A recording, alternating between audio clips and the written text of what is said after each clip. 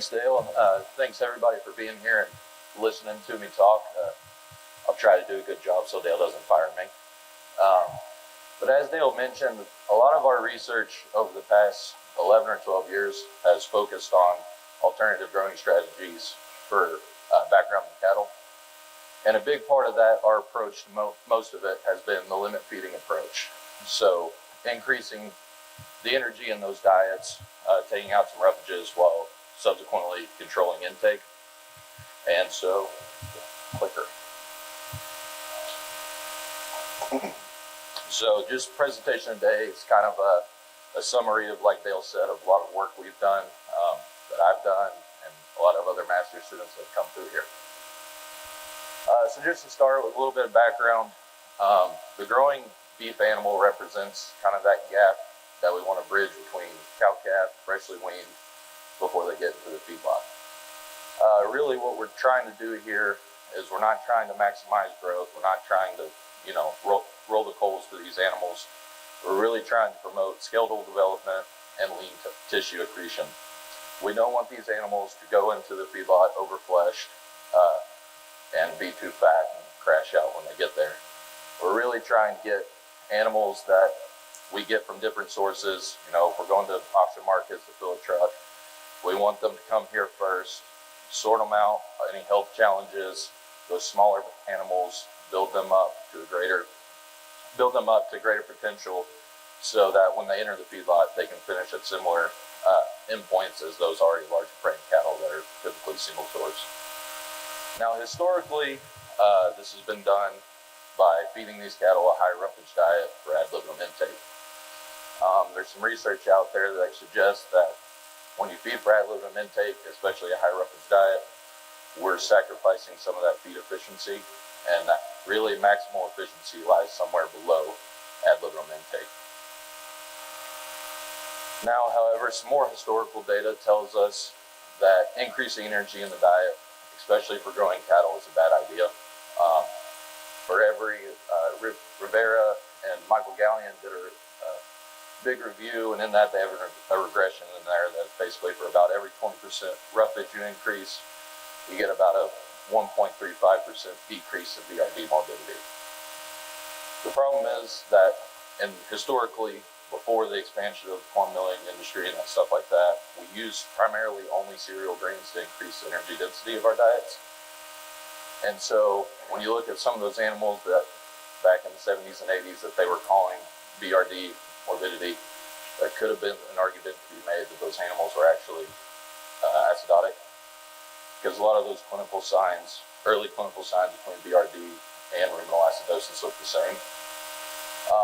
And so, however, with our recent expansion, past 30 years or so, the corn milling industry and ethanol production, it's given producers the opportunity to use corn co-products that are low in starch but high in fermentable fiber, and we can use those as an energy and protein supplement instead of solely relying on those cereal grains. Make the diet a little bit safer as far as an energy standpoint comes. So for the data I'm going to show you guys today, it's a culmination of a lot of different studies that we've done, like I said. And on the growing side, I'm going to show you some stuff on growth performance, feed efficiency, some ruminal fermentation stuff, health detection, and then the labor aspect of it. And then I do have one study that I'll show where we actually followed these background calves through to the feedlot, and we have some feedlot performance and carcass characteristics. So Dr. Tyler Spohr did his master's here, and he's the one that really kicked us off down this path. They did a study where they program fed 3 different diets, increasing energy as they went compared to that high roughage ad lib diet. And so I'm going to show you some of the results from his study, talking about the growing phase performance, ruminal digestion, and some of the health aspects. So he had about 350 crossbred heifers that they got from auction markets throughout the southeast. So these calves came in, we characterized them as relatively high risk. And they fed them 4 different diets. So that first diet you'll see is, as we go through, just kind of keep this in mind. For all the studies I'm going to go through, there'll mainly be these 2 different diets. The first one is a diet that we formulated for about 45 mCals of NEG. that's our high roughage diet, and we always feed it for ad libitum intake. And typically we compare that to that fourth diet there, which is formulated for 60 cows of NEG, and that is our typically our limit fed diet that we use. So they had these 4 diets. Those other 2 are just kind of intermediate diets where they increase the energy. Fed them for 55 days, and all these animals are fed once daily. Even for our ad lib treatments, we always just feed once daily in the morning. Taking a look at the diets, as I go through and share some other studies, this diet is kind of similar. You'll just notice that in some of our other works, we got tired of feeding alfalfa, so we just took it out and just replaced that with just prairie hay. But all of our diets, you'll see, have that 40% sweet bran backbone. And then just to increase energy, we replace portions of that hay, alfalfa or prairie hay, with corn. Looking at the nutrient composition, dry matter is pretty similar as we go across those diets. Crude protein similar. As we expect, when we take a lot of that roughage out, NDF and ADF goes down as we take out a lot of that roughage. And just kind of for a visualization, on the left is that 45 high roughage diet that we feed for ad libitum intake. You can see just by looking at it, anybody that's fed these high roughage diets, it takes up a lot. You have sort hay a lot out of it. It can become a little bit of a pain in the butt when you're going out there and scooping bunks or something, and all it is hay. Compared to that limit fed diet, that 60 NEG, a lot more bunk space. You can feed a lot more bunk space available. Those animals are typically going to clean that up about 4 to 6 hours after we feed. It's kind of what we expect. So moving right into Dr. Spore's performance results, we'll see that final starting body weights weren't different as we expected, but final body weights weren't different either. So we were able to feed these animals, we fed them at 95%, 90%, 85% of ad libitum intake. We saw no differences in final body weight. And what this really boils down to is, again, average daily gain not different. By design, dry matter intake linearly decreased as we increase energy in the diet. And the big thing that's kind of our overarching conclusions from a lot of these studies is we have about a 28% improvement in feed to gain. So we're able to feed these animals a lot less, save on kind of our cost of gain, and subsequently improve feed efficiency by about 28 to 30%. Now, some of you'll know at the bottom right here, in this study, net energy intake above maintenance wasn't equal. So there's about a 3%, 10%, and 18% difference in net energy intake. So that's kind of always the first pushback we get when we do these studies is, obviously these animals are going to be able to eat less and perform the same because you're feeding them more energy. And as I mentioned, kind of the historical view is that when we increase energy in a diet, we typically see some detriments to health. However, Tyler saw that when Tyler did his study, we saw no differences in first, second, or third treat morbidity, and we saw no differences in overall mortality. And I think the real driver there is that 40% sweet bran. As I mentioned, we can kind of increase energy of that diet a little more safely, if you will. We're not risking that ruminal acidosis hindering digestibility or anything like that. So I mentioned we had some ruminal fermentation stuff. So we do digestibility studies out here in these pens pretty often. Dale likes them. None of his grad students do. But we fed them in so we use Latin 4x4, 4 consecutive 15-day periods. First 10 are just diet adaptation. Then we do fecal samples, rumen collection.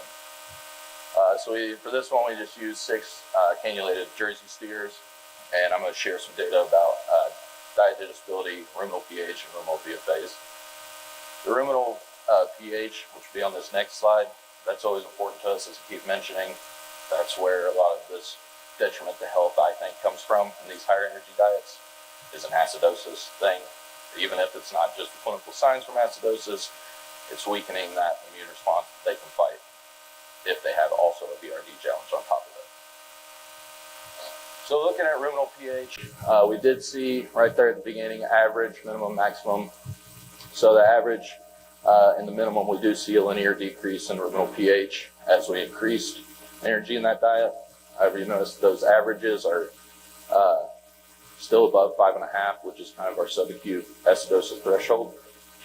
And then right here at the bottom, that time spent below 5.5. So there's some research out there that suggests that obviously when animals eat, they're going to dip below that 5.5. It's just the natural kind of diurnal pattern of ruminal pH. It's when they stay under that curve for 5 to 6 hours or more, we really start to see the negative effects on whether it be digestibility, rumen health, stuff like that. And you can see, even though we did see a tendency for a linear decrease in time spent under 5.5, that 16 EG diet was still, they only spent 4 hours underneath 5.5. Yes.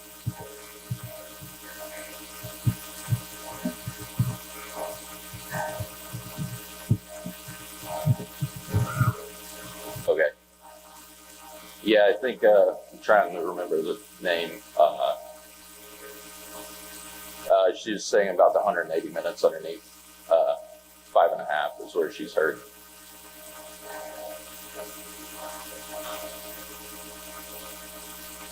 Yeah, maybe to diagnose it with just where you start to see the really big impacts on digestibility and health-wise. That's when kind of we start to see those negative effects. But even with that 16 EG diet, yeah, they spent on this in this study about 4 hours under that. We saw no clinical signs of acidosis in any of our trials we've ever done where we're looking at this. And additionally, when you think about these limit-fed animals, when I say they're going to clean up their feed 4 to 6 hours after feeding, they do. And so it's just kind of that one-time dip, and then the rest of the day, they're reaching back up to that average. They're not spending multiple meals under that curve. Looking at diet digestibility, so as mentioned, even though pH was lower in in that higher energy diet, we still saw linear improvement in dry matter and organic matter digestibility as we increased the energy in that diet.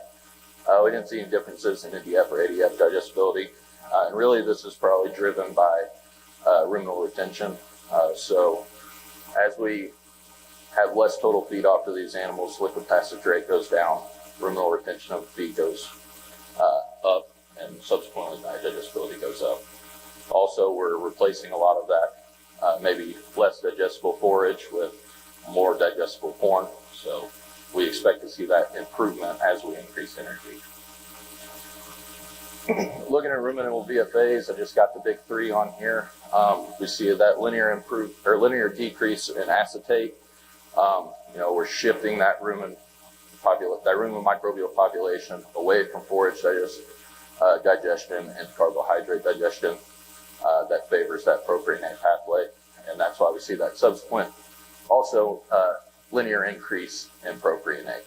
We like to see that increase in propionate because we all know it's more energy available from the animal for propionate than acetate. So we like to see that, especially when we're going to limit these animals' feed. So overall, kind of what got us interested from doing this study and what put us down this path to do more, we saw about, in this study, I said 28 earlier, but 23% increase in feed efficiency, no negative effects on animal health, whether that be BRD treats or clinical signs of ruminal acidosis. We saw about a 14% improvement in diet digestibility. Now, as I mentioned, we didn't balance energy intake, and so that leads me into my master's work. We came back and we wanted to say, well, we didn't do it here. Let's try to do it here. So the goal of my master's study was essentially a repeat of Dr. Spore's work, but where we balance energy intake between a high roughage ad lib diet and that limit-fed diet. So I had about 392 crossbred heifers. These heifers were all single source out of New Mexico. And ask anybody who was here when we had them here, they were not nice. But we've blocked them by weight and assigned them to one of 4 treatments. For just the sake of this presentation, I'm only going to focus on 2 of the treatments, and that's that high roughage ad-lib diet, and then that 60 NEG diet where we fed it, and we fed it at 75% of ad-lib intake in that effort to balance the energy at buck maintenance. We had 8 pins per treatment and fed them once daily for a 70-day growing study.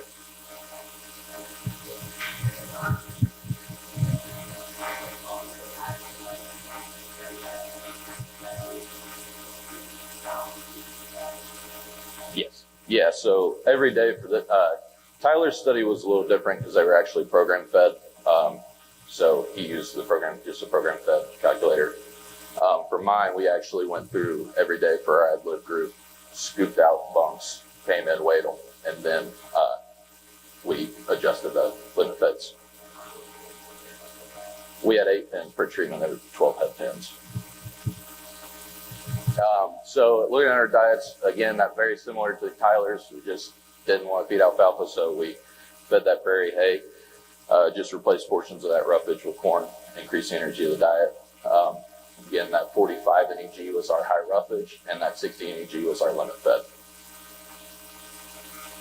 So looking at these 2 graphs, we have dry matter intake there on the left, and then our net energy intake buck maintenance on the right.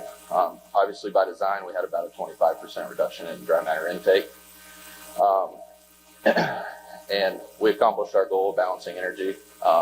There's about a 2 to 3% difference in that net energy intake buck maintenance, but we were able to get as close as we could. And what this led to was we saw no differences in average daily gain between these 2 cattle. What we expect now, they're eating the same amount of energy. We expect them to perform the same. But because we had that 25% reduction in dry matter intake, we see about a 28% improvement in feed to gain. So this is going to be a consistent kind of thing we see with these limit fed trials. And this is actually a graph kind of culminating 4 of our limit fed studies where we see this about 20 to 28% improvement in feed to gain. And that's really what we like to capture, especially, I know right now it might not be that big of a deal because we have cheap corn. And we haven't really gone through a drought period. With forage availability yet. But in times when we can improve feed efficiency without wasting all that extra feed that we would see from that high roughage diet and not sacrifice performance, this is, I think, something that a lot of feeders are going to be drawn to. So as I mentioned, we did one trial where we followed these animals through the feedlot because another concern that a lot of people have, questions we get, is when we limit feed these cattle in the backgrounder, when they get to the feedlot, they crap out. So people think that they just can't adjust back up to, or it takes them longer to adjust back up to being fed for ad-lib on getting on that hotter feedlot diet. So Morgan Salachi was master's student that did a trial here, and then we followed through just again the ad-lib high roughage diet, limit fed high energy diet. In his diet, in his study, it wasn't 100% of ad-lib intake. Those limit fed cattle were just fed at 2.2% of body weight. So keep that in mind. But looking at the finishing phase performance, we saw no differences when those cattle went into the feed yard. They sorted them into a heavy and light sort group, and each within treatment. But we saw no differences on days on feed, final body weight, average daily gain. Now I know what everybody's eyes are going to be drawn to is this kind of pretty big jump in morbidity at the feedlot. I'm going to be honest, I don't know. This is before my time, but I don't know why we saw that jump there. We've been limit feeding these cattle, like I said, for 12 years. We send them to Pratt, commercial feeder, and they've never really pushed back on us for doing that. So I don't know if this was just a one-off thing or what's going on. We kind of need to do a little more digging on that to see if there's something there. Looking at the carcass side of things, again, similar table to the last one. Again, we saw no differences in carcass weight, dressing percentage, back fat, quality or yield grade. So to me, this kind of dispels that notion of that some people have with the limit-fed calf that was in the background or going to the feedlot. They were able to finish in the same amount of days on feed at similar endpoints and had similar carcass merit. Another big question and pushback we get when we talk about limit feeding is the bunk space requirements. People think if you're going to limit feed, you're going to have to expand your bunk space for those cattle. So the current recommendation for 4 to 8 weight calves is about 18 to 22 inches per head. However, a survey done by Kendall Samuelson down at WT looked at just an industry survey, and so the average from the industry was about 12 inches bunk space per head. That kind of ranged from 6 to 18.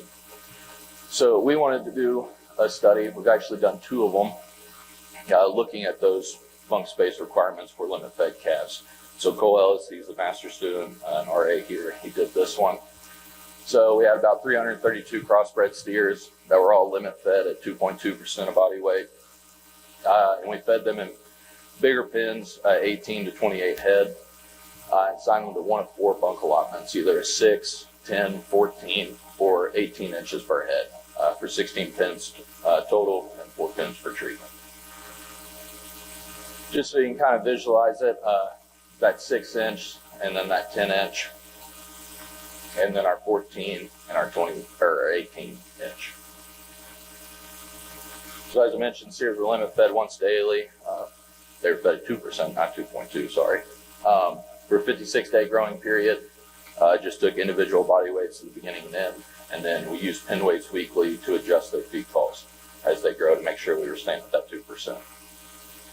And again, similar diet to what the others have been, about 40% corn, 40% sweet bran, 13% hay. So looking at the growth performances, we saw no differences in final body weight.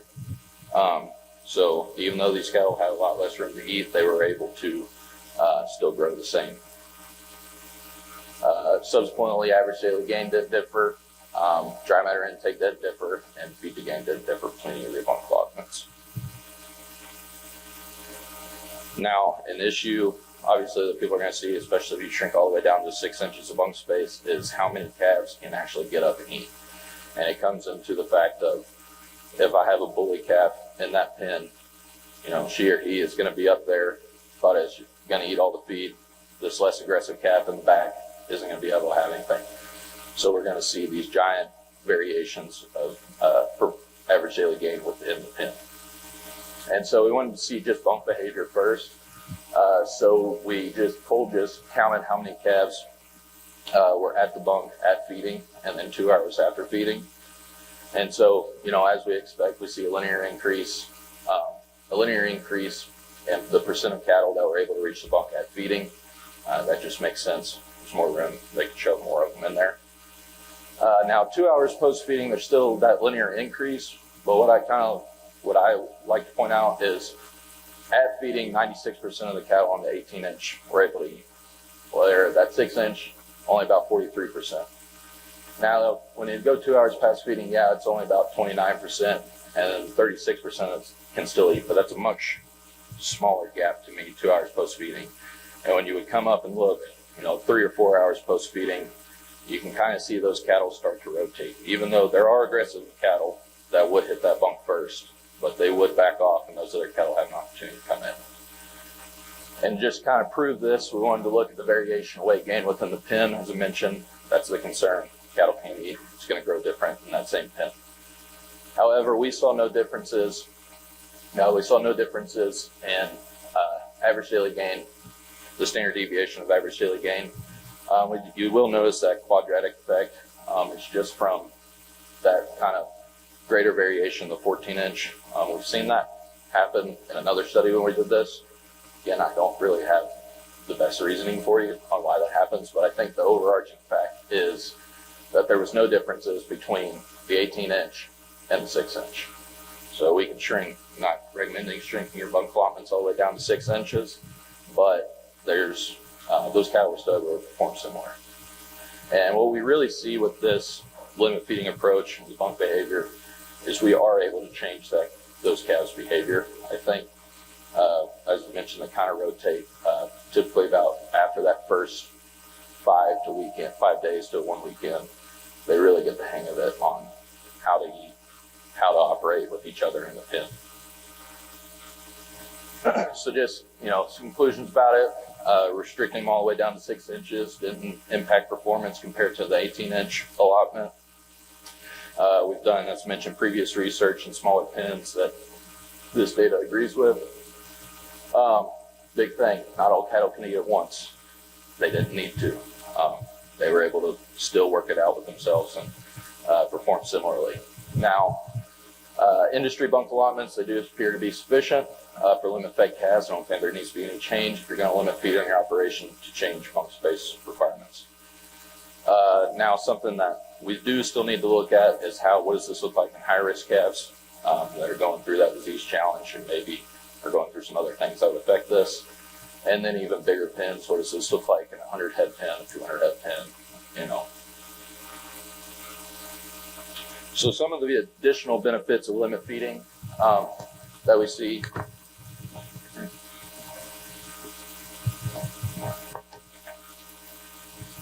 Kind of more the nuanced things that we don't really necessarily have a p-value for you.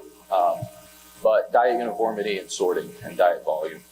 You can see that high roughage diet on the left with a lot of roughage in it. I mentioned multiple times, they will sort the crap out of it. There's a lot of hay, especially for when we're first getting them on feed, and especially for, maybe balling calves that haven't really seen that bunk. They're going to sort it out. They don't really get the opportunity to do that with our limit-fed diet. They're eating everything, and it makes it a lot easier for your bunk management and just the logistics of everything. Additionally, I will show you some data here in just a second on improved animal comfort for some trials we've done and improved health detection. Additionally, something that we like to think about is reduced manure output. I'll show you some figures later, but we see about a 30% reduction in manure output. Everything on the operation has a cost. Removing that manure has a cost. Bunk management, as I mentioned, I'll show you some pictures here in a minute, and then just kind of labor logistics that I'll show you about too. So I mentioned the animal comfort. So Zach DeBoard was a master student here a couple years ago, and with AJ Tarpoff and Dale, they did a 2-year experiment with about 850 heifers altogether, looking at the effects of shade. So that's why we have all these shade structures out here. Thank Zach DeBoard for that. But we wanted to see the effects of shade and limit feeding on animal performance and comfort during times of heat stress. So they had 4 treatments, 2 of those high roughage ad-lib diets with and without shade, and then that high energy limit fed diet with and without shade. And we fed those animals for 97 days each experiment. Again, switch back to the prairie hay for this study, but very similar diets to everything we've done, just that 45 and 16 HE diet. So just looking at the effect of shade, providing shade improved average daily gain by about 7%. These animals were, I'll show you some data here in a second, but they were definitely more comfortable underneath that shade structure, able to commit a little more energy into growth rather than getting themselves comfortable. Looking at water usage, this is becoming a much bigger thing, especially in this High Plains region, the southwest part of the state. Limit feeding alone reduced water usage by about 12%. Providing shade reduced water usage by about 12% also. And what it seems is that those 2 things are additive, because overall we saw about a 23% reduction compared to an ad libitum calf with no shade, compared to a limit fed calf with shade. So that's can be a very big thing for especially a smaller producer in the southwest part of the state that may be facing some water sustainability issues. This is a saving and something that we don't always think about right away. So I mentioned animal comfort, so we wanted to quantify that. So we used panting scores at 3 times during the day on days where THI was above 74. So when those animals would have been experiencing a heat stress challenge. So we just went out there at those times and assigned each animal in the pen a panting score all the way from 0. It's just a normal animal, not panting, slow, deep breaths, all the way up to a 4.5. Open mouth, extended tongue, foaming, short, shallow breaths, really uncomfortable. And so what we saw from those those 3 time points and then overall was we saw an effect of shade. Obviously, those animals that were under shade appeared to be more comfortable, but even those animals that were limit fed also had lesser panting scores, appeared to be more comfortable. And really, I think this is driven by later in the day. I keep mentioning these animals are going to clean this feed up by 4 to 6 hours after feeding. We think about peak ruminal fermentation, heat produced by that. These animals are kind of skipping over the hottest part of the day, lining up with their peak heat production. They're able to eat, go in, especially ones that had shade, go rest under the shade and just hang out, for the rest of the day and not have that constant challenge of continual rumination. Now, we wanted to do a follow-up study after Zach, so Clayton Stoskoff is our new master's student. He just completed this study this summer, actually. Shade structures, if anybody dealt with them, they can be a pain in the butt to drag in and out of the pen, especially under that shade. We get a lot of mud, we get a lot of kind of pen floor damage. Additionally, they're expensive. They're an investment for sure. So we wanted to see if there was another way we can kind of mitigate this heat stress without the shade. We already found out that the limit feeding helped improve animal comfort and decrease water usage and stuff like that. So what we did was we got about 260 beef dairy heifers, limit fed them either at 7 a.m. or 7 p.m. We wanted to use, the environment offers us shade at night, so we wanted to see if we could line that up and feed these animals at night and see how that really turned out.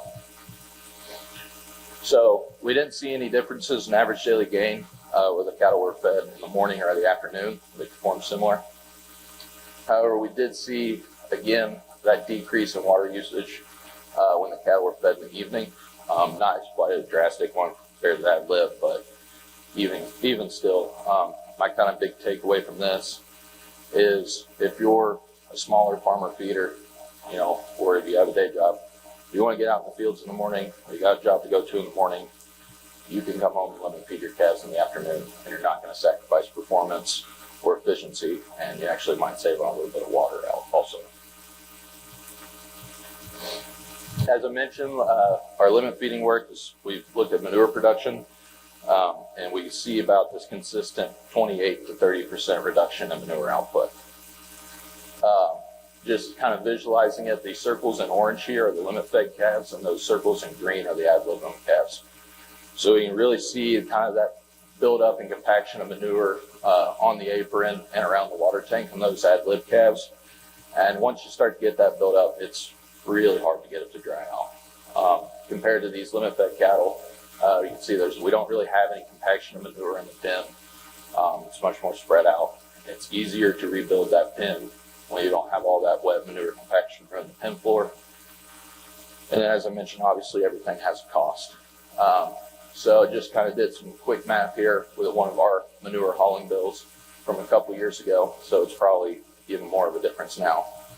But if you take 350 head, feed them for 90 days, it's about 31,500 pen days. For a full fed, I lived on high roughage diet. Just to remove that manure is almost 12 cents per head per day. Compared to our limit fed calves, where it's only about 8.5 cents per day. And really what this means for a 90-day feeding period, save about $1,000 just on manure removal. Add that on top of, the water usage savings that I mentioned, or the increased feed efficiency or decreasing cost of gain. All those smaller things add up into one larger culmination. So I mentioned feeding logistics and efficiency. This is something that obviously we don't think about when we're doing the research, but it's something you definitely know when you're doing it. So in total, that limit-fed diet only has about 13% roughage in it. Needs a lot less time to be mixed than something that's massive. Most of the volume is taken up by roughage in that high roughage diet. So when we take out a lot of that volume, we're able to decrease our mixing time and also fit more onto that truck. So overall, we get less mixing, less loads overall. It saves on labor costs, saves on fuel costs. Looking at the bunk management side of things, so I have 3 different pictures here. This one is, these are all limit-fed calves, the same bunk. This is 2 hours after feeding, so you can kind of see they're already hitting it hard. You can already see bare spots in the bunk. That middle picture, I can't see it too well because of the shade, but this is 4 hours after feeding, and really all that's left is crumbs. 6 hours after feeding, we have a slick bunk. It makes it really easy when you come in the morning to call your bunks, everything's slick, you know. And it makes it also really easy to detect if there's a problem in your pen. If I expect this to be slick when I come in the morning and it's not, something else is going on. And that kind of gives me as the feeder an easier time to detect and figure out what it is and a faster way to do that. Some also kind of along that lines, you know, if your bunk's not slick, probably a health issue. We've noticed when we limit feed these diets, it's a lot easier to detect a sick animal compared to ad lib feeding. An ad lib calf on that high roughage diet, the feed truck comes around, yeah, some of those aggressive cattle, they're still going to pop up and run right to the bunk because they're hogs, but a lot more of them are going to be in the back of the bunk, back of the pen, just chilling out. They may have just gotten a bite to eat before you came up. With our limit-fed cattle, everybody's up at the bunk when you feed. And if there's not one up at the bunk, it's usually separated from everybody. I know these pictures aren't the best to kind of show that. But, you know, at feeding, if we see this red guy sitting in the back of the pen, laying down, when everybody else in the pen is up eating, it's pretty easy to identify, hey, there's something probably not right with him. And so we can get a lot easier health detection, and also I think a lot quicker health detection. We don't have to go back through and ride those calves so many times to detect something. Instead, we can see it fast and early, and you don't need all the extra hands to go through and ride bunks. Something also, just think about that improves kind of the efficiency and the cost of this limit-fed diet is the forage availability, especially during the high plains. You know, that ad lib diet, 40% of the diet is roughage, compared to that 13% of that limit-fed diet.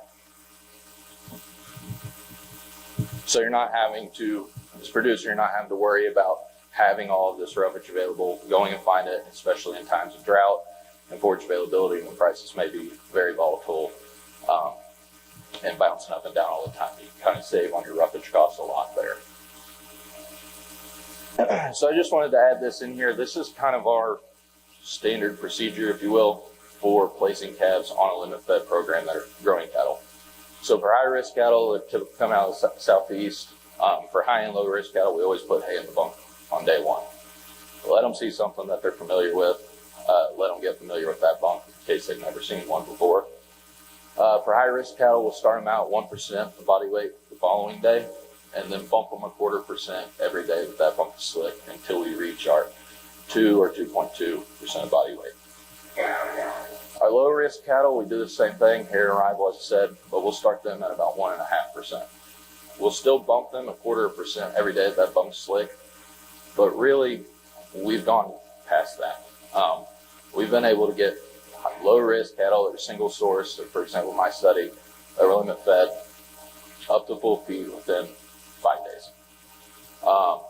So that one's really more play-by-ear thing, but we get that opportunity for low-risk cattle that we can bump them a little more aggressively.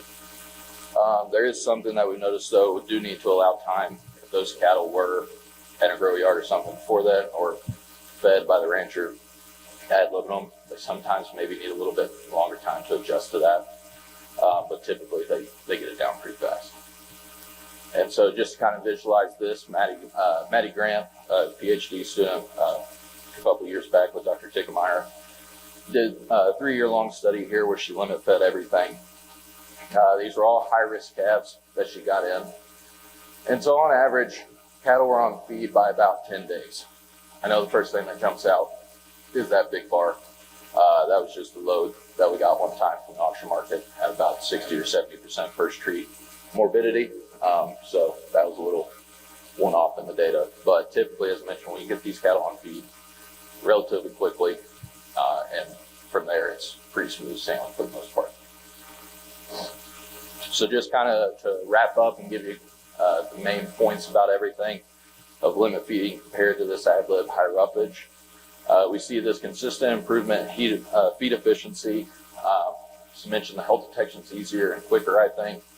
We see improved animal comfort, especially in hot summer months. And then it makes bunk management a lot easier. At the same time, we see reduced water usage, we see reduced manure output.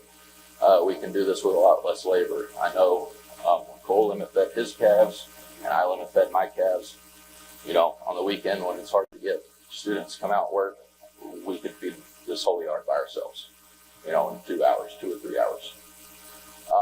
So you get that reduction in labor and then also that subsequent reduction in cost again.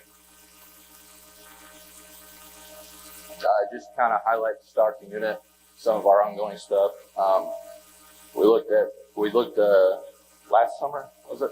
Some growing strategies for beef on dairy steers, just growth, performance, liver abscess prevalence, and actually Cole Ellis is going to come up after me and talk about that. That was his project.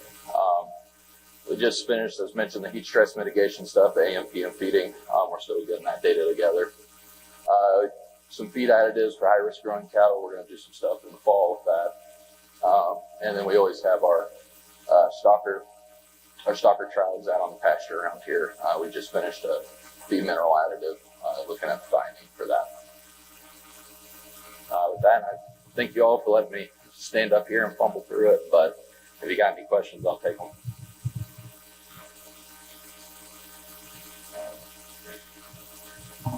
Yeah.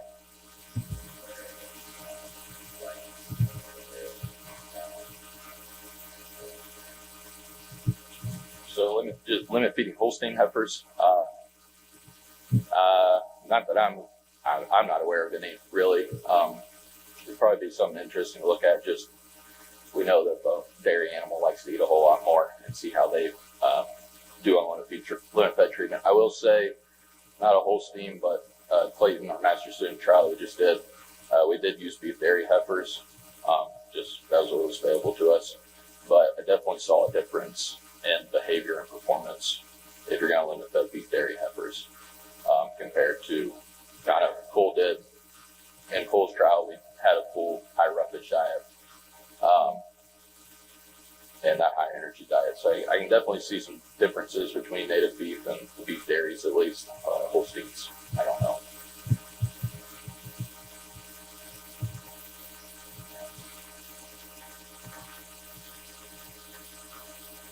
Let's give Colton a round of applause.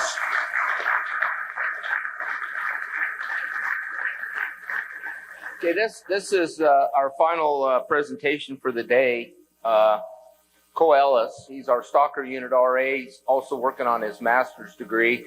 He hails from Nevada, Missouri. Been with us, I think he's going on his 3rd year, but his fourth Stalker field day. That's hard to believe. I'd like to keep you around a few more years. You want to change your... Okay, it's the next slide. So, okay, Cole, take it away. Hi, everybody. Thanks for being here, and thanks, Dale, for letting Colton and I speak about our data. We don't get a lot of opportunities to do this, and this kind of helps us figure out how to public speak. So as he mentioned, I'll be talking about a study we did last summer with beef dairy steers, and we were looking at growth performance and liver abscesses, and how different feeding strategies can affect those.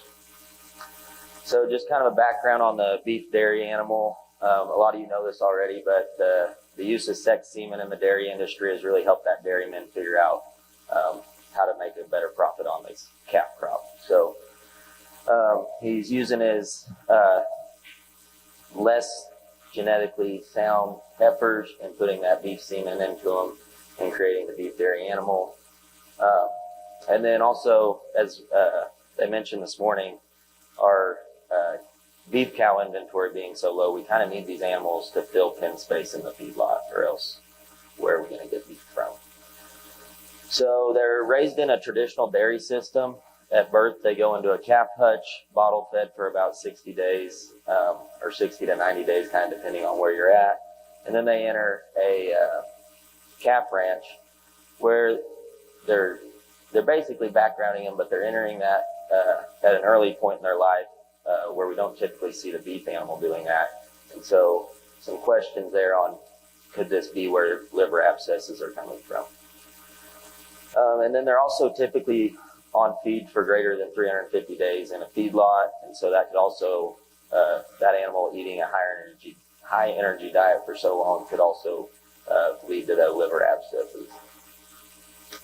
So Becca Grimes did a study on just an observational study looking at plant data and liver abscess prevalence between different cattle types. So we see here that the beef dairy have about 50% liver abscess prevalence when compared to a little over 20% on a native beef animal.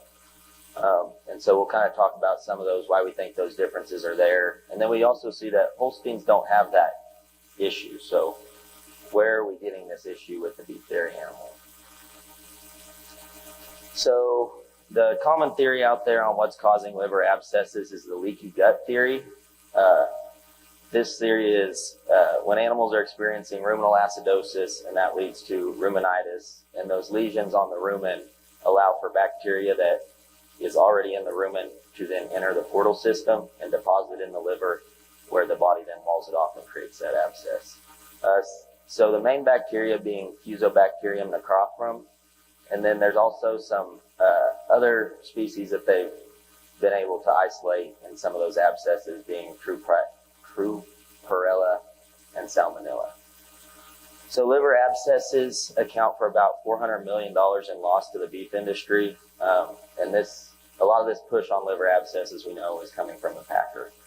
So when an animal has a liver abscess, liver's condemned right there. But sometimes those abscesses can get so big and the infection be so bad that they then adhere to the body wall or the gut mass, and then that trim on that flank steak where they're having to cut that abscess out is where a lot of the high dollar is leaving. So historically and still today, chylacin phosphate is the go-to to prevent liver abscesses.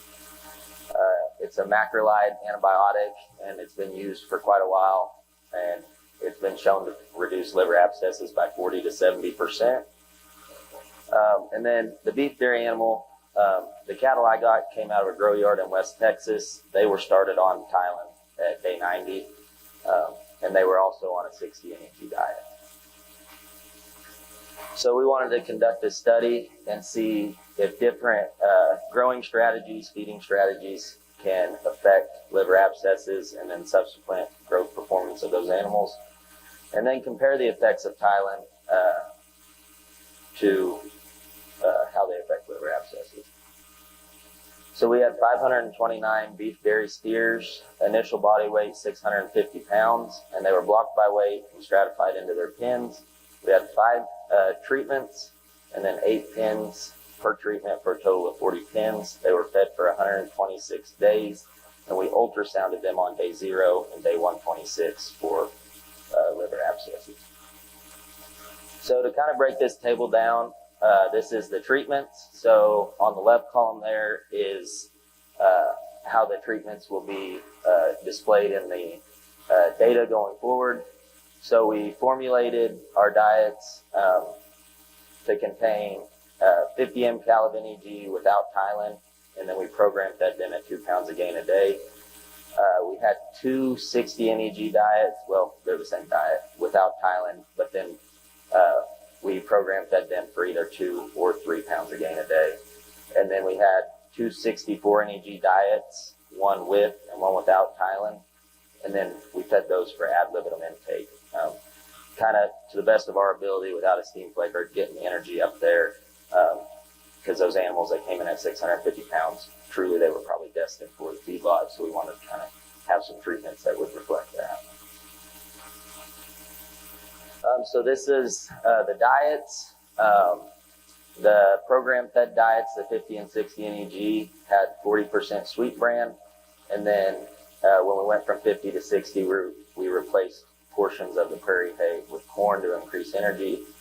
And then we reduced sweet bran in the 64 NEG diets down to 30%. and then also replace portions of that corn, or of the prairie hay with corn. Another thing to point out is just to remember that last treatment on the far right is the one that had Tylen in it, and that was in the supplement at 193.37 grams per ton. So getting into the data here, I'll break this graph down, and this is how all my graphs will be laid out. So on the vertical axis, we have what we're measuring here being final body weights, and then the treatments along the bottom.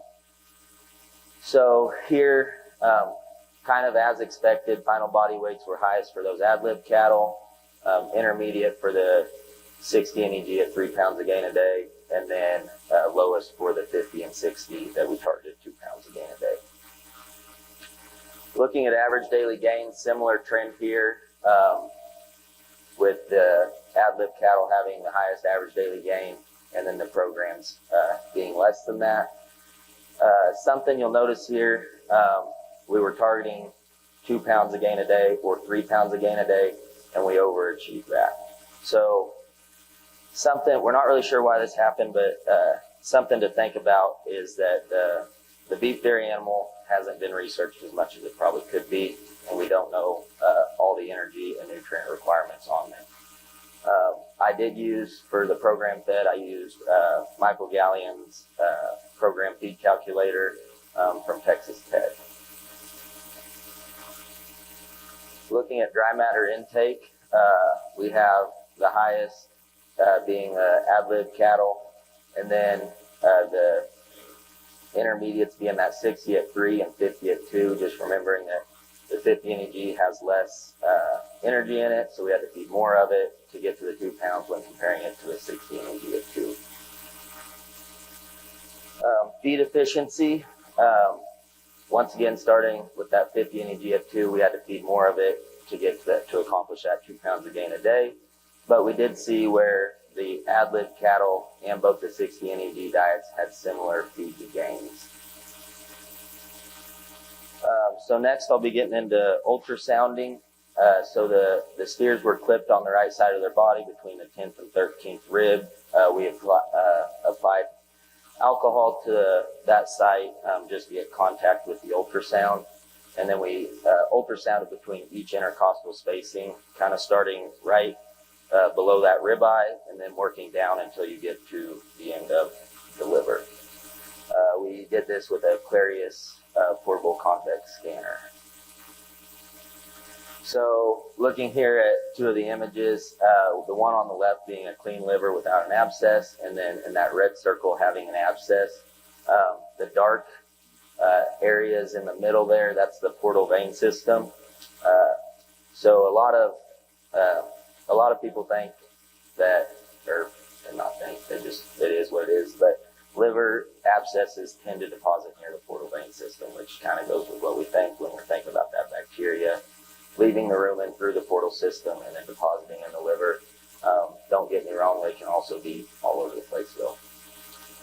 So when we get to the data, with the ultrasound, we can't really look at the level of abscess or how severe they were. So we just went with a simple yes, no, and then calculated prevalence. So looking at liver abscess prevalence, I want to start with the 64 NEG diets for ad libitum intake, both of those being around 20%. And then something here I think is interesting is that the tylosin phosphate did not do anything for us in the growing phase.